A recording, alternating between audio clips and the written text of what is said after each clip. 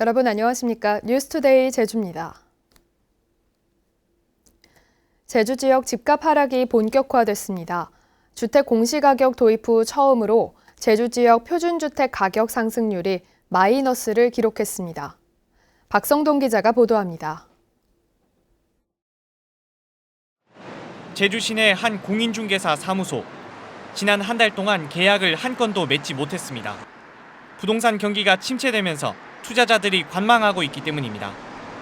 금매가로 나온다고 해도요, 지금 구입하려고 하는 사람이 없습니다. 구입하고자 하는 심리 자체가 안 되다 보니까 아무리 싸게 나와도 사실은 매수자를 찾기 어려운 그런 상황이에요.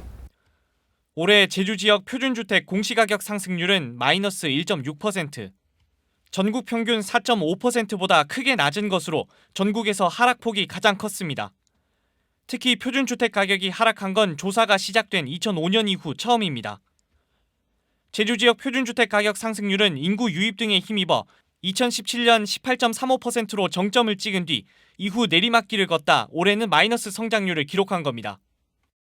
주택가격 하락세는 당분간 지속될 것으로 보입니다. 이미 제주도 내 미분양 주택이 1000세대를 넘어선 데다 인구 유입은 줄고 주택 공급은 계속되고 있기 때문입니다. 동부공원 쪽에서 그 LH가 상당 부분 그 임대 아파트라든가 이런 주택들을 공급을 할 예정이고, 그리고 정부의 부동산 정책이 이렇게 강화되고 인해 가지고 구매력은 이렇게 감소하고 있습니다. 부동산 경기 침체가 장기화될 것이라는 우려 속에 건설업체의 줄도산이 현실화되는 것은 아닌지 우려되고 있습니다. MBC 뉴스 박성동입니다. 제주시 연동과 노형동 중심가의 차도폭을 줄이고 승용차 운행을 금지하는 방안이 추진됩니다. 제주도가 고시한 도시교통 정비계획에 따르면 올해부터 2023년까지 제주시 연동 4거리와 노형 5거리 사이 노연로 1km와 메종글래드 호텔과 산무공원 사이 신광로 480m의 왕복 4차선 도로를 2차선으로 줄여 보도와 자전거 도로를 만들고 버스와 택시만 다니는 대중교통 전용 지구로 운영됩니다. 하지만 퇴근 시간대 차량 속도가 시속 6km에 그치고 드림타워가 개장하면 교통량이 더 늘어나 논란이 예상됩니다. 현대자동차에서 전기차 판매를 늘리기 위해 차량 구매자에게 무료 충전 카드를 제공했는데요. 소비자들이 일부 충전기에서만 무료 이용할 수 있다는 사실을 모른 채 쓰다 요금이 부과되자 불만을 제기하고 나섰습니다. 시청자 제보뉴스 김항섭 기자가 보도합니다. 재작년 6월 현대차에서 전기차를 구입한 문시흥 씨. 성능도 마음에 들었지만 2년간 무료 충전 카드를 주는 혜택도 차량을 선택한 중요한 이유였습니다. 그런데 지난해 4월부터 집 근처 새로 생긴 충전기에서 충전을 하자 요금이 부과되기 시작했습니다. 당연히 무료인 줄 알고 지나치다 7개월치 요금 90만 원을 한꺼번에 내야 하는 형편이 됐습니다. 카드가 그냥 되니까 난 되는 줄만 알았죠. 뭐 딴 게 없어요. 그래서 계속 충전한 거예요. 황당하죠 지금 이거 그냥 통과까지 쓰는 거 카드 하나 공짜 만들어주고 그냥 통과까지 쓰는 거랑 마찬가지 아니에요 이거는. 같은 대리점에서 전기차를 구입한 이경일 씨도 무료 충전 카드로 전기차를 충전하다 요금 고지 문자를 받고 깜짝 놀랐습니다. 일부 전기차 충전기만 무료로 이용할 수 있는 카드였지만 카드에 별다른 표시가 없는 데다 발급 당시 구체적인 설명이 없었기 때문입니다. 이게 무료인지, 그러니까 무료가 아닌지 이런 부분에 대해서 찾아보지 않으면 전혀 알 수가 없다는 거죠. 그리고 요금이 부과된 이후에야 내가 유료해서 충전했구나 그러니까 알게. 현대차에서 발급한 충전카드로 무료 충전이 가능한 곳은 도내 충전기 3,000여 기 가운데 환경부와 한국전력 등 3곳에서 운영하는 500여 기뿐입니다. 해당 대리점 측은 재작년 1월 전기차 사전 구매 예약을 한 전국의 소비자 15,000명에게 발급된 카드라며 제공 당시 설명서와 함께 사용 방법을 충분히 안내했다는 입장입니다. 고객분한테 카드 드리면서 아무 충전기나 쓰시면 안 됩니다. 말씀드렸거든요. 본인 것이라고밖에 생각할 수가 없을 것 같으면. 하지만 어디서든 무료로 충전이 가능한 카드인 줄 알고 사용하던 소비자들은 설명서는 받은 적도 없다며 업체 측이 판매 실적만 높이려고 소비자를 우롱한 것이라고 불만을 터뜨리고 있습니다. MBC 뉴스 김항섭입니다. 총선 연속 보도, 오늘은 국회의원 선거와 동시에 치러지는 도의원 재보궐선거를 살펴봅니다. 제주에서는 서귀포 지역 3개 선거구가 재보궐선거를 치를 예정인데요. 현역 의원들의 총선 출마와 선거법 위반 대법 판결이 있어서 선거구는 더 늘어날 것으로 보입니다. 김찬년 기자가 보도합니다. 도의원 재보궐선거가 확정된 지역은 서귀포 지역 3개 선거구입니다. 지난 5월과 7월 암투병 끝에 별세한 고 허창옥 윤충광 의원의 지역구인 서귀포시 대정읍과 동홍동 선거구, 배우자 선거법 위반으로 의원직을 상실한 임상필 의원의 지역구인 대천 중문 예래동입니다. 동홍동 선거구에는 김창순, 오현승, 박성현이 예비후보 등록을 마친 가운데 김대진과 김용범, 김도연도 출마 의사를 밝혔습니다. 위성권 의원을 필두로 민주당이 내리 사선을 한 지역구여서 치열한 당내 경선이 예상되고 야당의 선전도 관심사입니다. 민주당과 한국당을 번갈아 선택한 대천 중문 예래동 선거구에는 임정은, 현정화, 고대재 출마가 예상되는 가운데 무소속 현정화 전 의원은 한국당 복당을 고심하고 있습니다. 현 전 의원의 재입성이냐, 초선 의원의 당선이냐가 관전 포인트입니다. 대정읍 지역에서는 민주당 박정규, 정태준 예비후보와 무소속 양병우 후보가 출마를 공식화했습니다. 민주당 문대림 전 의원과 무소속 허창옥 의원이 2차례씩 연임한 지역인 만큼 민주당과 무소속 후보들의 접전이 예상됩니다. 여기에 총선 출마를 선언한 박원철 의원의 한림읍도 사실상 보궐선거가 확실시된 가운데 이경용 김희연 도의원의 총선 출마 여부와 선거법 위반으로 대법원 판결을 기다리고 있는 양영식 의원의 선거구도 유동적입니다. 선거일은 30일 전이죠. 그 전에 국회의원 출마를 위해서 사직하시는 도의원이 생기거나 대법원으로부터 확정 판결로 인해서 당선 무효가 확정되는 경우에는 추가로 또 재보궐선거가 같이 실시됩니다. 도의원 재보궐선거가 역대 최대 규모로 치러질 전망인 가운데 총선과 동시에 진행되면서 인물론보다는 총선 후보와 연계된 정당 대결 가능성이 커 보입니다. MBC 뉴스 김찬년입니다.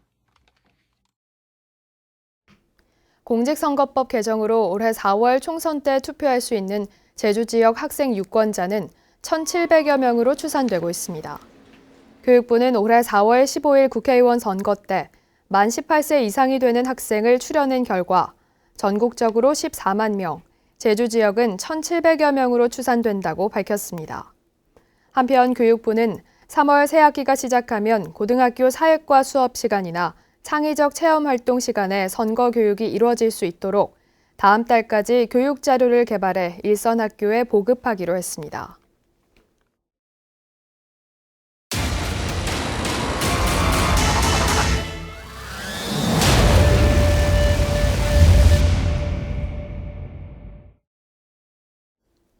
갈등 자체가 나쁜 것이라고 할 수는 없죠. 갈등을 해결하는 과정이 더 중요하다고 볼 수 있을 텐데요. 서로 다름을 인정하고 조율하는 과정에 대한 교육 시스템이 필요한 시점입니다. 박주연 기자가 취재했습니다. 오스트리아 빈의 한 초등학교. 학생 수 15명인 이 학급은 학년도 서로 다르고 학생 중 3명은 장애를 갖고 있습니다. 그런데 학부모들은 이 학급에 자녀를 보내려고 합니다. 어릴 적부터 다름을 인정하는 것을 배우길 원하기 때문입니다.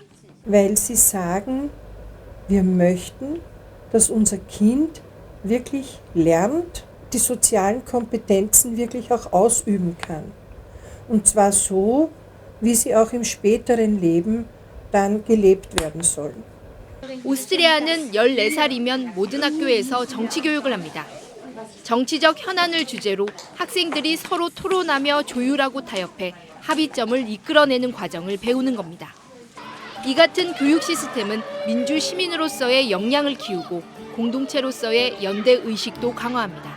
Haben Sie ständig irgendwelche Berichte über Verhandlungen zwischen Gewerkschaft und Dienstgebern, über auch Probleme, die es dabei gibt, aber auch am Ende des Tages eine Einigung zwischen beiden?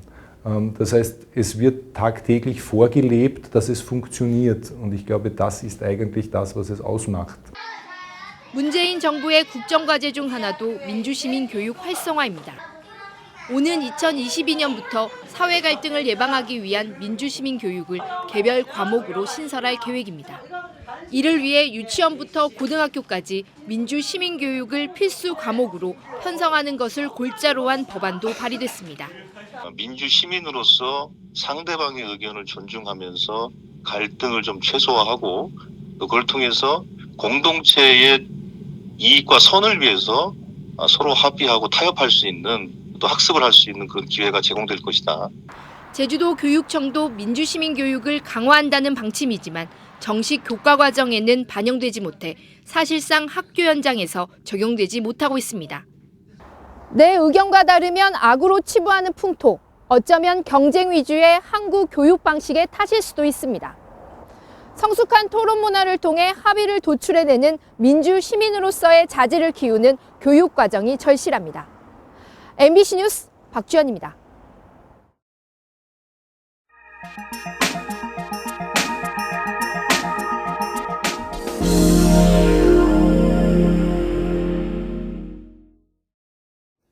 전남 고흥군 공무원들이 16년째 지역의 소외 이웃들에게 보금자리를 지어 기증하면서 사랑을 실천하고 있습니다.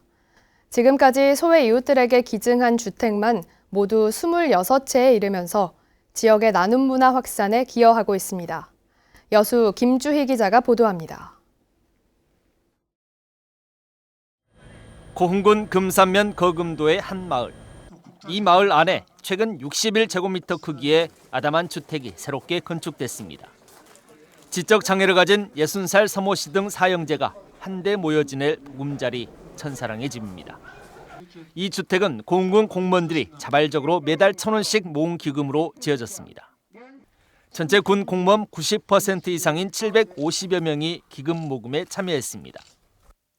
또 여기에 건축사 사무소의 설계와 국토정보공사 고흥지사의 측량재능기부 등 자원봉사자들의 사랑과 온정, 작은 후원들도 더해졌습니다. 지역 안에서 후원이 굉장히 많더라고요. 이제 어려운 사람들을 도와주자. 그러니까 저희의 마음뿐만이 아니고 그 후원 물품 자체도 또 많더라고요. 그러니까 그런 걸 봐서 우리도 또 더 많이 열심히 해야 되지 않나 그런 생각이 좀 있습니다. 이번에 서모 씨에게 기증된 주택을 포함해 고흥군이 지역사회와 함께 소외 이웃들에게 해마다 한두 채씩 건축해 기증한 주택은 지난 2003년 이후 모두 26채에 이르고 있습니다. 모두 6억 6천여만 원의 기금이 조성됐고 이 가운데 5억 8천여만 원이 사용됐습니다. 고흥군 공무원들은 자신들의 작은 나눔이 큰 결실로 이어져가고 있다고 놀라워합니다. 저로 봐서는 한 달에 그 커피값 한 잔 정도의 금액으로 저희가 그 후원을 하는 거잖아요. 기부를 하는 건데 이분들한테는 그 커피값 한 잔이 집 한 채가 되더라고요. 생각해 보니까. 그리고 또 이 세상이 되게 각박하다고 하는데 후원도 그렇고 기부도 그렇고 우리 직원들의 마음도 그렇고 되게 좀 따뜻하고.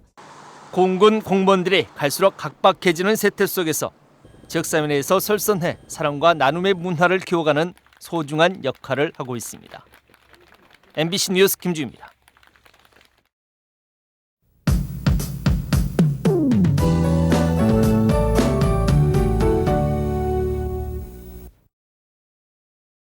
오늘은 종일 구름 많겠습니다. 내일 밤부터 기압골의 영향으로 비가 오겠는데요. 기온이 낮은 산지에는 눈이 내리겠습니다.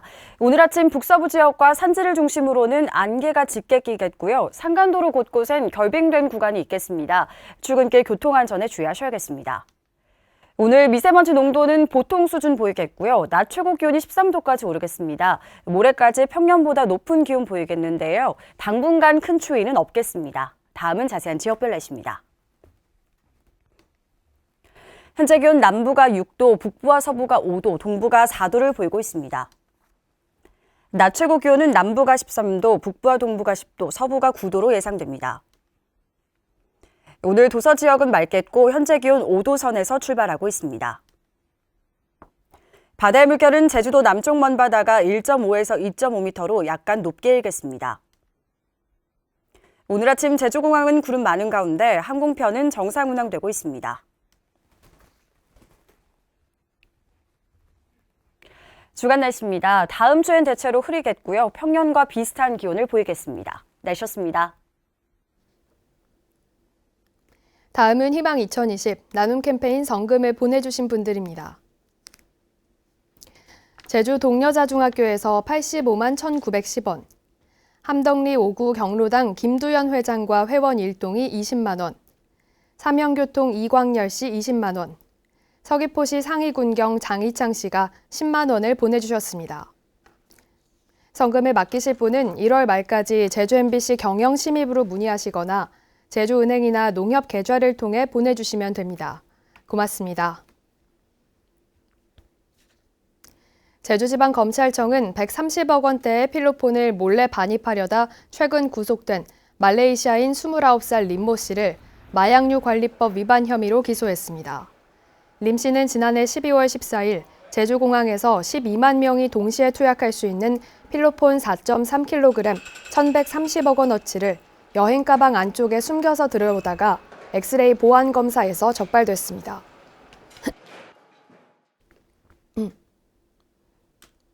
제주 4.3 평화재단이 4.3 피해자들을 위한 트라우마 센터 운영 사업에 본격적으로 착수했습니다.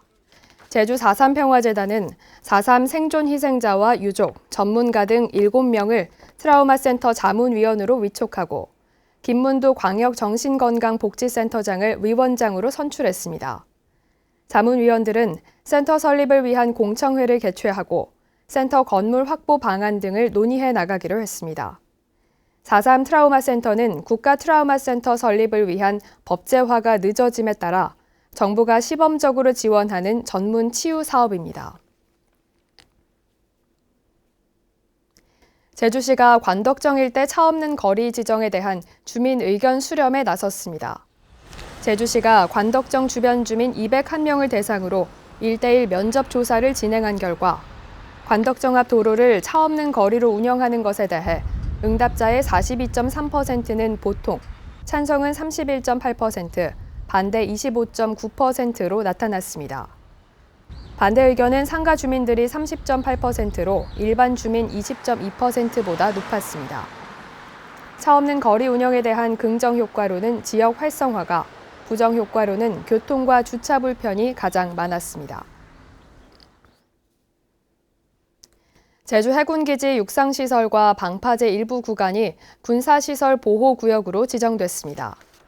제주도에 따르면 국방부는 최근 군사시설 보호 심의위원회를 통해 해군기지 육상 44만 5천 제곱미터를 통제 보호구역으로 남방파제 끝단 2천 제곱미터를 제한 보호구역으로 지정했습니다. 크루즈 운항을 위한 해상과 입출항로 수역 등은 보호구역에 포함되지 않았지만 반대 주민들이 군사시설 보호구역 중단을 요구한 바 있어 반발이 예상됩니다.